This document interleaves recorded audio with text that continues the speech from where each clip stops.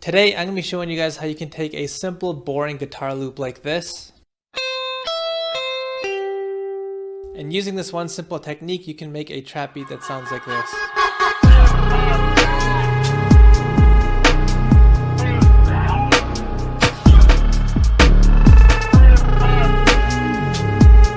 Once again guys, if you like the drums from this beat and you're interested in downloading them, they are available in the description box below. All I ask is that you like and subscribe. Alright, so to do this technique, the first step is to find the sample that you're going to be using in the browser here. Now what we're going to do is right click and select open in new Fruity Granulator channel. So what this plugin does is it sort of takes your sample and it breaks it down into tiny little pieces or grains. And from there you can start manipulating them and pulling them apart or compressing them. So the way we do this is by using a few of these dials. We don't really care about all of them. So first up is wave spacing. This controls how many pieces your sample is going to be broken up into. The higher the value, the more compressed the sound is going to be. The lower the value, the more pulled apart the sample is going to sound now.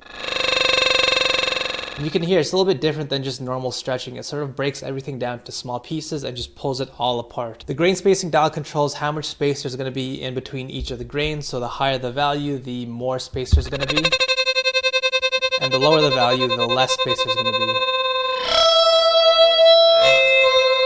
The attack and the hold dials up here control the overall shape of the grains, and the start time down here controls where in the sample you want to start playback. So what I'm going to do now is just start playing around with some of these dials and figure out what sounds cool to me, and I'm just going to start building the beat around that. A few moments later. Alright, so here's the finished beat. I'm going to take you step by step what I actually did. There's also a few interesting things I want to show you with this technique that I was able to do later on in the beat. Starting off with a boring guitar sample that I put through Fruity Granulator, here is the loop that I eventually came up with.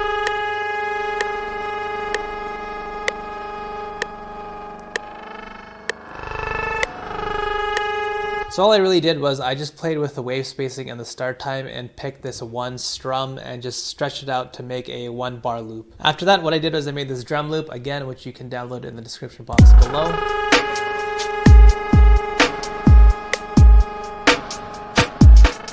So next up is the bass. What I did was I took this one patch from Omnisphere and I just played this one long note and I just added a few glides here and there just to add a little bit of interest and make it a little bit less monotonous.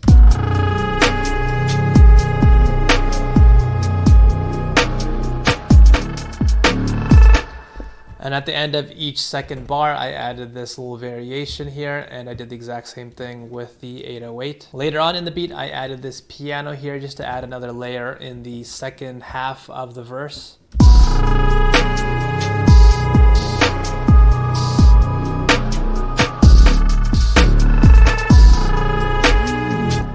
I also added the open hi-hat that you can hear playing, again just to add a little bit more energy to the second half of the verse.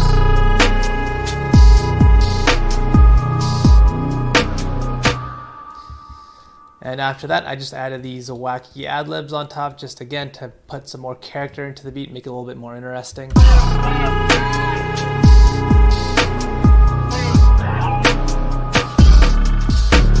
the interesting thing that I want to show you guys is I used the exact same sample to create a switch up. All I did was I just picked a completely different part of the sample, and I was easily able to make a B-side to this beat.